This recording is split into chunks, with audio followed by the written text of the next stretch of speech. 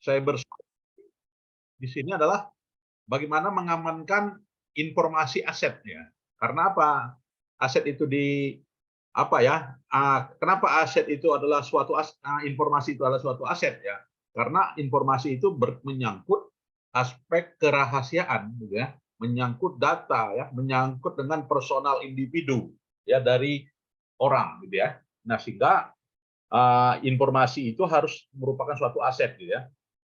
Nah sehingga setiap dari informasi itu pasti ada orang yang ingin tahu, gitu ya. Artinya ada ancaman di situ, gitu ya. Jadi adanya ancaman walaupun informasinya sudah disimpan, gitu ya, sudah diproses atau juga sudah disebar lewat apa ya, lewat informasi yang terintegrasi. Nah ini yang namanya definisi oleh ISACA ya, atau juga International Security Audit Committee, gitu ya. Jadi di sini diperlukanlah gitu ya, bagaimana mengamankan atau juga membuat sistem keamanan ya, jaringan ya, membuat sistem keamanan sistem ya, membuat sistem keamanan aplikasi ya dari serangan, gitu ya. Nah sehingga metode untuk menjaga itu, gitu ya, dibangunlah suatu sistem yang kritis ya, dan ada dan mengandung informasi dari serangan digital, gitu ya. Nah sehingga dalam hal ini ada upaya adaptif ya, dan juga upaya inovatif ya, untuk melindungi seluruh lapisan ruang cyber ya, termasuk informasi yang ada di dalamnya dari ancaman serangan cyber ya, baik bersifat teknis maupun juga sosial. Nah, kenapa cyber ini merupakan ancaman? Ya karena yang namanya cyber itu malah berasal dari orang yang jauh, gitu ya. Itu adalah ancaman. Ya, misalnya apa? Ya, misalnya karena adanya kondisi apa ya? Kondisi misalnya berkaitan dengan isu-isu global, gitu ya, sehingga terjadi perang cyber, gitu ya. Jadi perang cyber ini memungkinkan terjadi setiap saat ya. Sehingga ini merupakan ancaman. Nah, itu ya. Nah, sehingga kalau misalkan serangan cyber itu dilakukan ya pada bank, gitu ya, atau juga pada institusi keuangan, gitu ya. Nah, sehingga dalam hal ini berdampak ya, berdampak terhadap keberadaan informasi itu. Jadi mulai dari orangnya, informasinya, infrastrukturnya, termasuk juga reputasi keuangan. Termasuk juga di dalamnya adalah data ya. Nah, ini kalau kita lihat bagaimana aliran informasi itu. Nah, jadi di era sekarang ini sangat penting, gitu ya. Makanya kalau setiap perusahaan bertransaksi dengan orang, itu dikelola datanya, disimpan. 30 tahun lagi pun masih ada, gitu ya. Ya kalau saya sendiri gitu ya, data saya walaupun saya udah menutup rekening pada satu bank, bank itu masih nyimpan datanya, gitu ya. Atau juga misalnya saya pernah datang ke suatu rumah sakit 25 tahun yang lalu. Ternyata mereka masih menyimpan datanya. Waktu itu kita gejala apa, usia berapa ya. Jadi mereka data itu sangat penting ya. Nah, sehingga dalam hal ini secara internal maupun juga secara eksternal itu aliran informasi mulai berhubungan, gitu ya. Mulai dari pelanggan ya, pemasok, gitu ya. Itu dikelola oleh perusahaan dan juga para pemangku kepentingan. Nah ini, jadi itu alirannya. Nah, dengan demikian, gitu ya, kita mengelola data, gitu ya, kita mengelola informasi. Ada nggak ancamannya? Sudah pasti ada, gitu ya. Jadi ada ancaman, ya threat yang namanya ancaman ya. Jadi threat, ancaman, kemudian juga yang namanya vulnerabilities. Apa itu? Yaitu suatu bentuk penghancuran, gitu ya. Yang dalam hal ini memanfaatkan celah yang kelemahan, gitu ya, dari implementasi model pengendalian internal ya dari suatu peristiwa ya. Nah, jadi resiko itu bisa berupa ancaman ya, bisa berupa hal yang menyebabkan kehancuran atau juga vulnerabilities ya, atau juga aset gitu ya. Kemudian diancaman oleh agent dan juga dampak ya. Jadi kalau dampaknya bisa dampaknya ke keuangan ya. Nah, ini apalagi sekarang masalahnya resiko itu menyangkut juga kepercayaan. Coba kita nabung di bank gitu ya. Kita menabung di bank, lantas banknya apa gitu ya, banyak kehilangan saldo disebabkan oleh adanya pencurian data. Nah, apa yang dilakukan? Ya, dampaknya orang akan menarik uang, ya. Sehingga kalau dia orang menarik uang, maka yang terjadi adalah penarikan besar-besaran atau juga ras.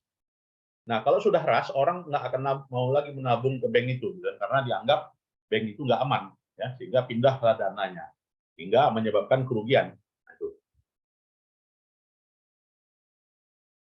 Nah, jadi tujuan dari cyber security meliputi adalah ya bagaimana supaya dapat rahasia, gitu ya, bisa menjaga rahasia. Ya, saldo rekening orang gitu kan itu terjaga ya, berapa si A saldonya nggak boleh orang tahu gitu ya. Nah, maka untuk itu diperlulah cyber security ya. Kemudian diperlukan apa lagi? Integritas data. Artinya apa? Ada proteksi informasi dari perubahan yang tidak diizinkan ya. Ya, kemudian availability gitu ya, artinya bisa menjamin akses tersedia tepat waktu ya. Kemudian non repudiation yang mengacu pada bahwa mengirim atau membuat informasi asli satu-satunya gitu ya. Nah, sehingga kita melihat ya bahwasanya aspek kerahasiaan, ya aspek integritas dan juga model availability itu punya hubungan satu sama yang lain ya. Nah, ini coba dibaca dulu gitu ya. Dibaca dulu hubungannya ya dari kolom per kolom, silakan ya. Dipahami dulu, silakan.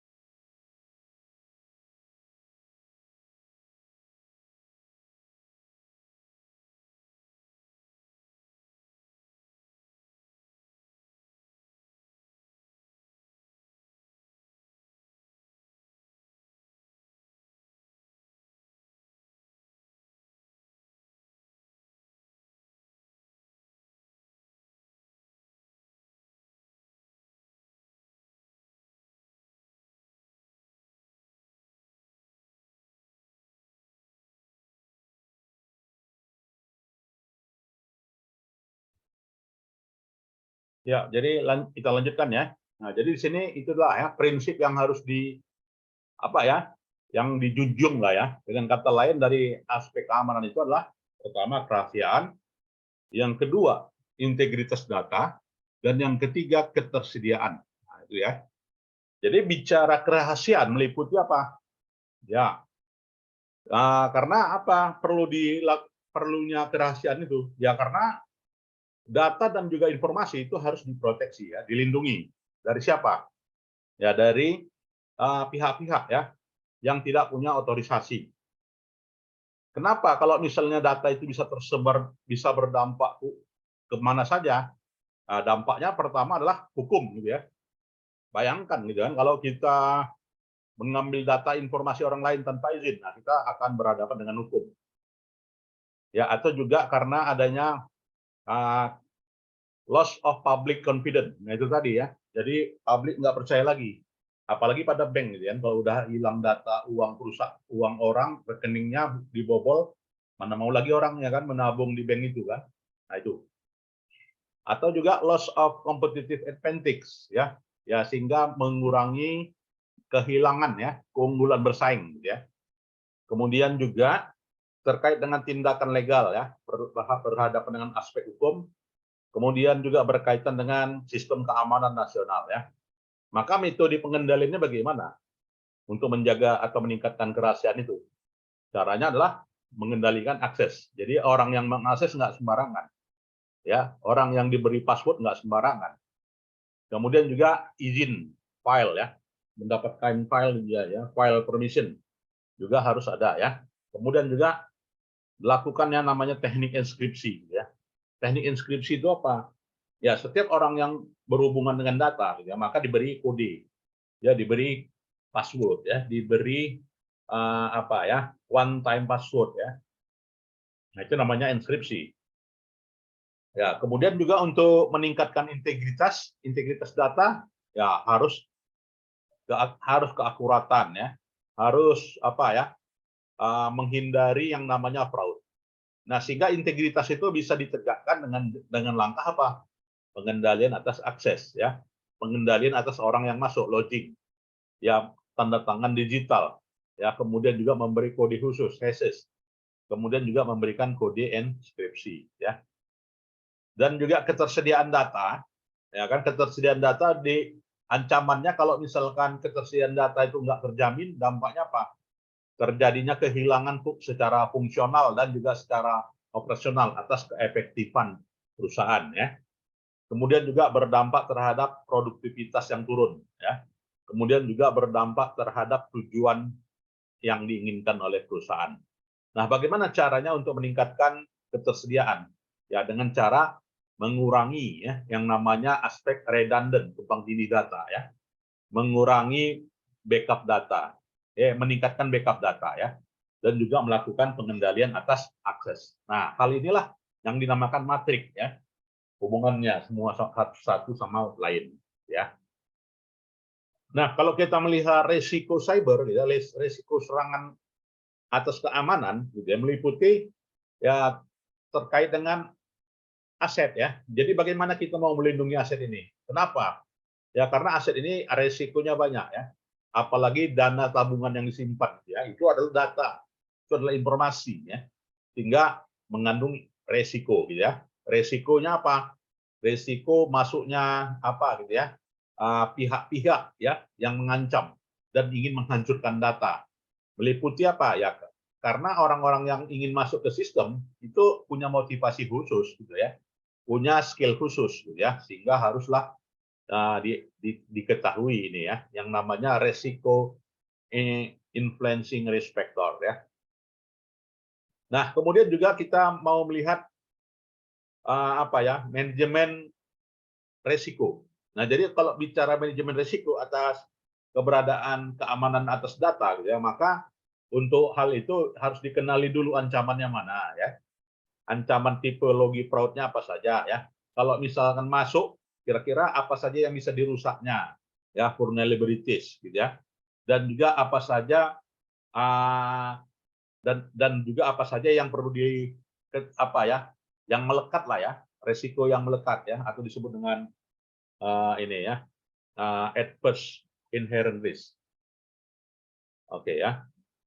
Ada yang mau bertanya, silakan. Silakan.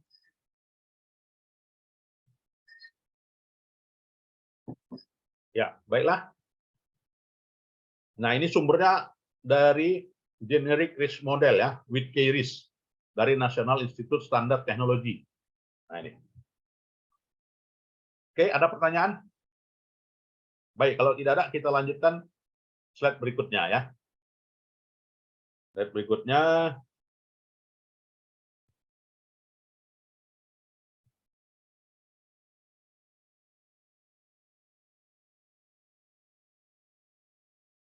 Nah, sekarang kita mau lihat dampak ya, impact.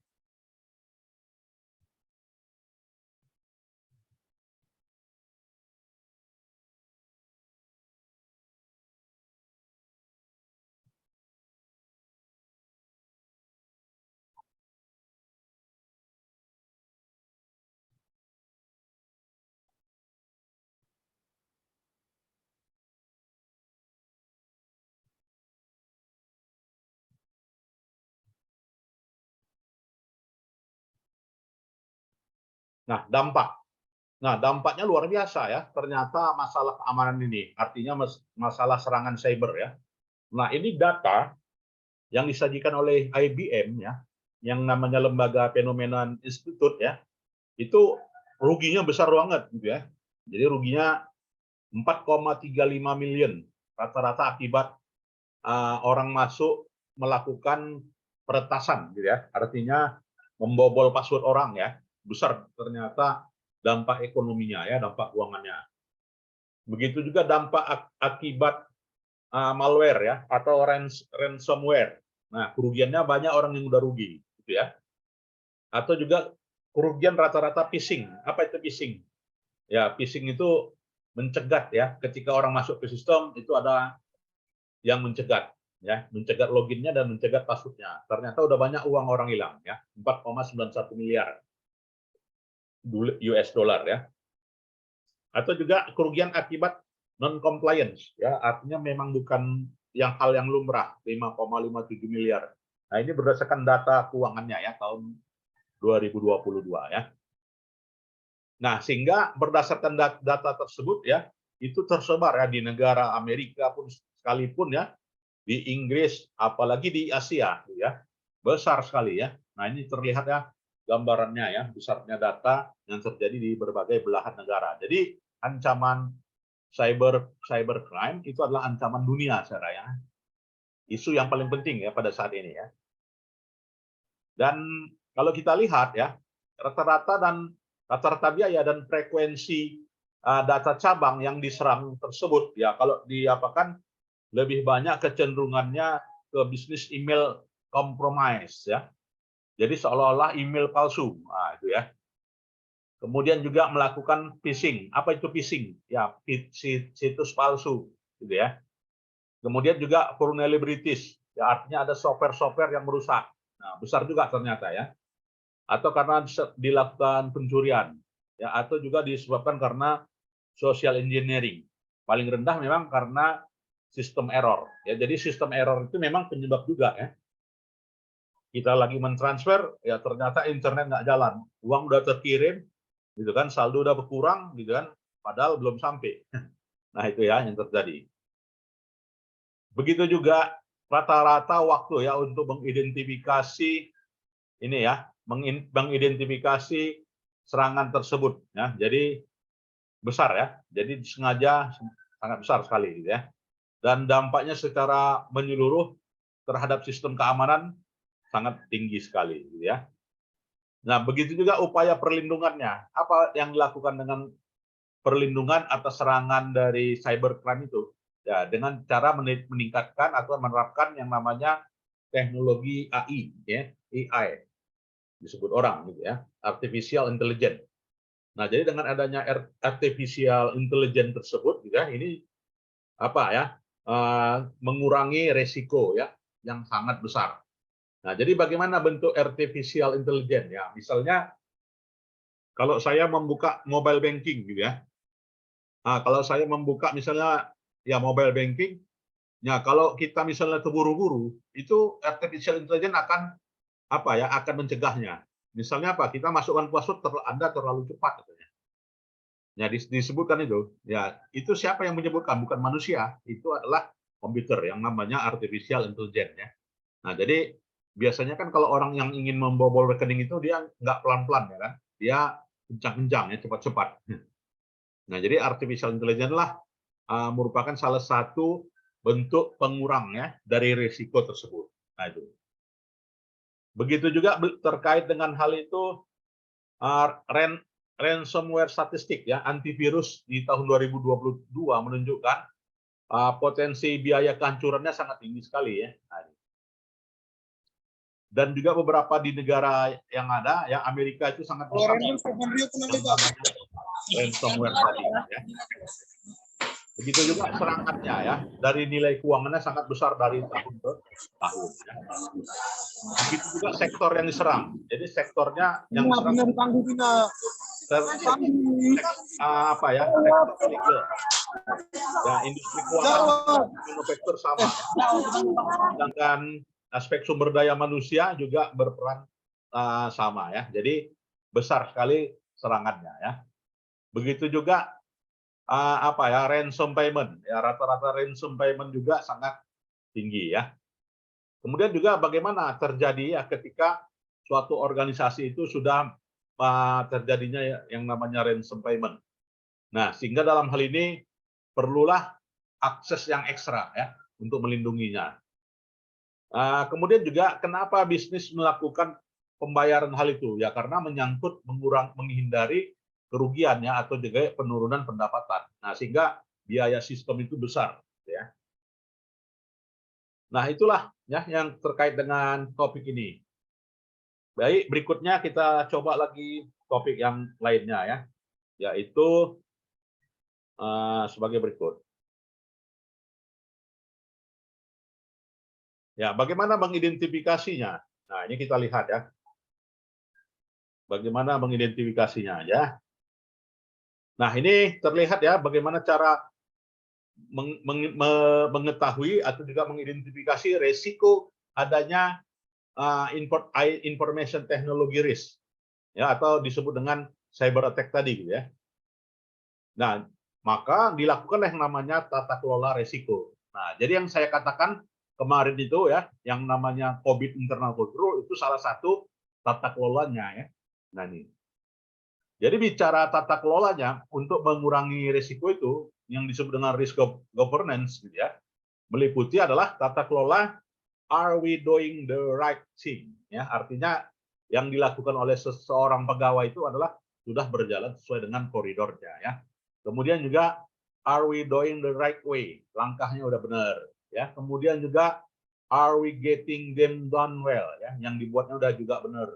Kemudian are we seeing the expected benefit ya, juga bisa memperkirakan manfaat yang didapatkan. Inilah yang namanya tata kelola ya, governance.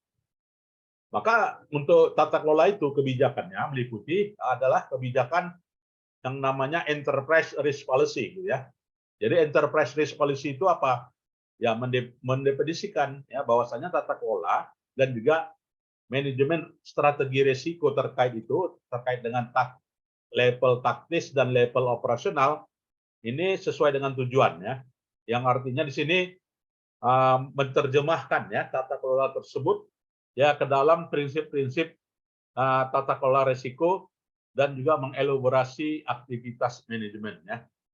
Jadi kebijakannya meliputi ya enterprise risk policy, ya information security policy, ya kemudian kebijakan kerahasiaan, ya privacy policy, kemudian juga toleransi policy, dan juga kalaupun terjadi ya harus ada yang bisa diterima ya. Artinya level resikonya sebesar mana? Nggak boleh lewat 50%. Ya kalau dia 10% wajar lah kan. Ya karena transaksi besar maka pasti ada aja yang celah ya untuk dimasuki gitu ya. Nah, sehingga dalam hal ini berkaitan dengan hal itu berhubunganlah yang namanya budaya perusahaan. Nah, jadi budaya perusahaan itu sangat erat hubungannya dengan risiko ya. Nah, jadi kalau ada yang mau nyusun skripsi nantinya hubungan antara corporate culture terhadap resiko itu, ya bisa dijadikan indikator yang namanya vulnerable, ya, kemudian reactive, kemudian compliant, ya, kemudian proaktif, kemudian juga resilient, ya. Nah, jadi sini yang namanya vulnerable yang terkait dengan apa ya insiden-insiden ya yang sifatnya menghancurkan. Jadi mulai dari kehilangan keyakinan ya, atau juga buruknya komunikasi. Nah, itu tanda-tanda yang terjadi yang namanya kehancuran ya atau vulnerable. Nah, sedangkan reaktif meliputi tingkat resistensi sejauh mana bisa dihindari gitu ya. Kemudian juga compliant berkaitan dengan tanggung jawab sampai pada resilient berkaitan dengan akuntabilitas dan tanggung jawab. Silakan kalau ada yang mau diskusi dari sekalian, silakan.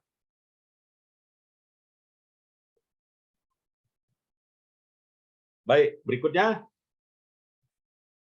Nah, berkaitan dengan hal ini, gitu ya, maka ada beberapa apa ya, three line defense, ya. Artinya di sini bagaimana peranan, ya, peranan yang sifatnya resiko praktis yang ada di dalam tiga hal dibagi terkait dengan hal itu dibagi tiga mendasar, yaitu lapisan pertama, pertahanan lapisan pertama. Nah, jadi untuk menghindari itu maka harus ada pertahanan pertama. Apa itu? Ya, pengendalian manajemen. Nah, jadi pengendalian manajemen itu apa? Misalnya ada pagar, ada satpam. Nah, itu pertahanan pertama, ya kan? Kemudian juga ukuran internal kontrol harus ada ya. Pertahanan kedua supaya nggak bobol, yaitu dilakukan dengan pengendalian keuangan. Kemudian perkuat keamanan, security ya. Kemudian perkuat resiko manajemen. Kemudian perkuat kualitas, inspeksi dan juga compliance. Dan juga level pertahanan yang ketiga disebut dengan internal audit ya, sering-sering diaudit. Nah, ini ya. Nah, ini bisa dijadikan model ya. Nah, untuk itu resiko harus dikenali ya. Jadi kalau kita misalnya setiap yang kita lakukan pasti ada resiko ya. Dari rumah mau ke USU ada nggak resikonya? Ada, gitu kan? Apalagi kalau misalnya naik sepeda motor ya, sekarang orang kencang-kencang, pasti ada resiko. Nah, resiko itu harus dikenali dulu, gitu ya. Jadi risk appetite ya, ya dikenali dulu risk appetite itu adanya standarnya ya, ada kebijakannya. Kalau misalnya diterima ya harus berkaitan dengan ekspektasi ya, atau juga berkaitan dengan kapasitas risiko dan juga yang berkaitan dengan deviasi ya dari risk itu terjadi. Nah, sehingga risiko tersebut ada pemicunya, ya. Pemicunya apa? Ya, pemicunya itu harus kita tandai dulu, ya. Maka harus ada yang namanya identifikasi, ya, identify. Kemudian juga ada penilaian, assess. Kemudian ada yang namanya risk, ya, risiko yang diterima. Kemudian juga monitoring. Nah, jadi untuk itu harus ada pengendaliannya, ya. Nah, jadi untuk mengidentifikasi dan penilaian risiko salah saji material, nah ini melalui pemahaman entitas dan lingkungannya ya. Jadi dengan cara memahami aktivitas pengendalian, auditor harus memperoleh suatu pemahaman ya tentang bagaimana entitas itu merespon terhadap risiko yang timbul dari teknologi ya, dan juga penggunaan teknologi informasi yang mempengaruhi cara aktivitas pengendalian ya. Nah, diimplementasikan dari perspektif auditor dan pengendalian terhadap sistem teknologi informasi adalah efektif ketika pengendalian tersebut memelihara integritas informasi dan keamanan data seperti proses sistem serta mencakup efektivitas pengendalian umum dan pengendalian aplikasi ya. Nah, kemudian juga standar audit 315 ini harus diterapkan meliputi bagaimana mengidentifikasi dan menilai risiko salah saji material melalui pemahaman atas entitas lingkungannya. Jadi meliputi pusat datanya harus dikendalikan, proses pembelian harus dikendalikan, perubahan program harus disetujui, kemudian keamanan untuk akses harus diperkuat, ya, kemudian juga pembelian, pengembangan dan pemeliharaan sistem aplikasi harus dilakukan secara berkala. Kemudian pengendalian umum yang pada umumnya diimplementasikan untuk menangani risiko yang dirujuk pada paragraf A56 di atas ya. Jadi inilah standar auditnya. Jadi ada SA315 ya. Nah, SA315 ini banyak ya. Kemudian bagaimana mengendalikan atau juga mengenali yang namanya resiko penghancuran atau disebut potensi untuk dihancurkan ya, atau disebut dengan vulnerabilities ya. Jadi untuk resiko penghancuran ini kalau kita lihat gambar sebagai berikut ya. Jadi banyak cara untuk menghancurkan ya. Kondisinya di sini mulai mengidentifikasi alamat ya, kemudian melihat tujuan dan mengidentifikasi masalah, kemudian menentukan kandungan secara reguler nilai penghancuran tersebut dan bentuk penetrasinya, dan juga kemana ya secara potensial risiko itu terjadi ya. Jadi bentuk-bentuk vulnerabilities itu meliputi jaringan bisa dirusak ya, kemudian akses fisik bisa dirusak orang, kemudian juga apalagi web gitu ya, dari Rusia bisa nyerang ke Indonesia ya, itu dengan potensi penghancuran via jaringan web ya, atau juga fasilitas yang ada, atau juga bisa merusak rantai nilai, atau juga bisa merusak peralatan, atau juga bisa merusak server ya, atau juga cloud computing, dan juga bisa merusak big data. Nah, ini bentuk-bentuk penghancurannya. Kalau ini udah dilumpuhkan, maka lumpuhlah perusahaan. Jadi lumpuhnya perusahaan itu bukan karena hanya bencana alam aja ya, tapi lebih bahaya lagi kalau ada serangan cyber. Nah, jadi serangan cyber itu bisa hilang data ya. Sangat bahaya sekali gitu ya. Ya, itu dia.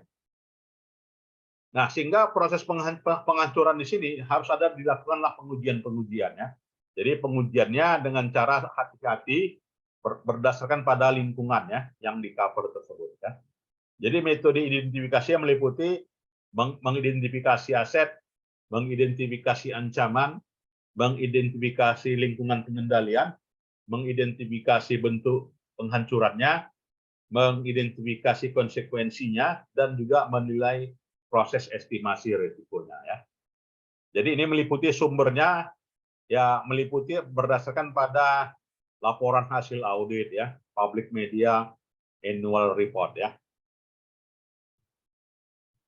Ya, itulah ya dari 3 slide ini yang merupakan pembahasan kita pada hari ini ya. Jadi kita sudah membahas ya mengenai yang namanya apa ini ya, cyber attack ya, atau cyber security.